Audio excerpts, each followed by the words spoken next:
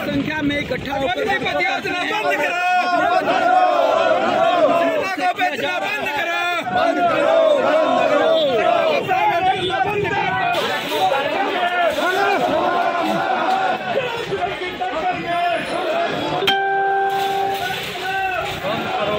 करो।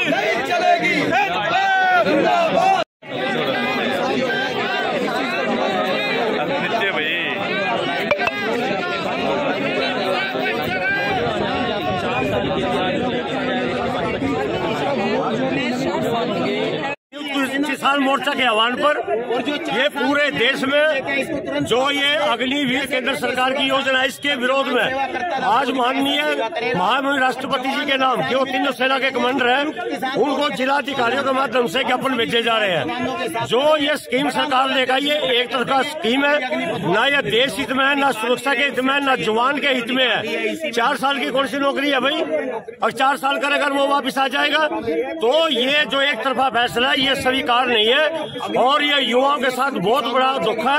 और आज ये विरोध केंद्र सरकार से मनाया जा रहा है पूरे देश के अंदर। आगे की रणनीति क्या रहेगी जी? आगे की रणनीति इसका विरोध जारी रहेगा।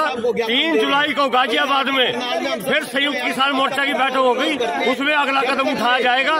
और हमारा सापना के अंदर, रोहतक के अंदर सर छोटू राम धाम पे पक्का मोर्चा भी लग चुका है और वो अंतिम निर्णय तक वो जारी रहेगा। झूठ पड़ी तो पूरे देश में भी आज लाखों लोग युवक जो लाइनों में लग चुके हैं रजिस्ट्रेशन के लिए, भर्ती होने के लिए। हाँ, आप प्रदर्शन कर रहे हैं। हाँ नहीं, हम योजना का विरोध कर रहे हैं। हम किसी को मना नहीं कर रहे को रजिस्ट्रेशन ना कराए।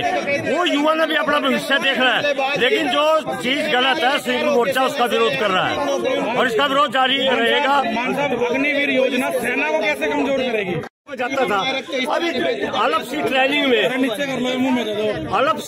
में क्या नौजवान लड़ाई लड़ पाएगा भाई? ये तो आप भी जानो इस बात को। तो जो वीके जो हमारे हो रहे हैं भिवानी से, उन्होंने 6 महीने की नौकरी के लिए कोर्ट का दरवाजा खटखटाया था। क्यों भाई? 6 महीने में चला जाता अपने घर। इसमें पूर्व सैनिक भी और देश का प्रबुद्ध नागरिक आज इस योजना से आहत है। इससे सेना कमजोर होगी। ये जितनी रेजिमेंट बनाई गई ये तोड़ी जाएंगी और ये सुरक्षा भी निजी हाथों में देने का सरकार का प्लान है। पंचायतों ने घोषणा की है अभी जो वहां पर जो प्रदर्शन किया गया, क्यों किया गया, क्या नाम बता? ये इसलिए किया गया है कि जो जवान हैं वो किसान के बच्चे हैं। पहले किसान अपना खेत बचाने के लिए सड़कों पर आया था, अब अपने बच्चों का और देश का जो भविष्य है, देश की सुरक्षा उसे बचाने के लिए आज आना पड़ा। जो ये अग्निपथ कानून लेकर आए हैं, ये बच्चों के भविष्य के साथ जहाँ खिलवाड़ है वहीं देश की सुरक्षा के साथ भी खिलवाड़ है। ये बिना सोचे समझे लाया गया कानून है। इसको रद्द करने की मांग पूरे देश में उठाई जा रही है, नौजवान और किसानों के लिए।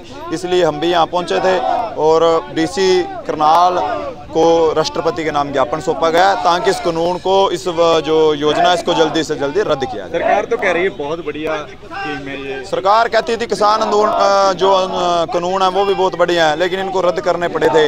अगर आप सोचने वाली बात है, 4 साल के बाद 75% बच्चे बेरोजगार होकर लौटेंगे, उनके पास असले का लाइसेंस होगा, उनको हथियार चलाने की ट्रेनिंग होगी और वो आकर यहाँ कैसा मोड़ बनेगा, ये सरकार हमारे को इस चीज़ का जवाब देगी। हरियाणा के मुख्यमंत्री कह रहे थे हम नौकरी देंगे उनको। हरियाणा के मुख्यमंत्री 24 तक अपनी बात करें, वो आगे 27 की बात कर रहे हैं। 27 में मुख्यमंत्री हरियाणा का रहेगा या नहीं रहेगा उसको गारंटी है, उसने कौन सा स्टाम्प लिखवा रखा है।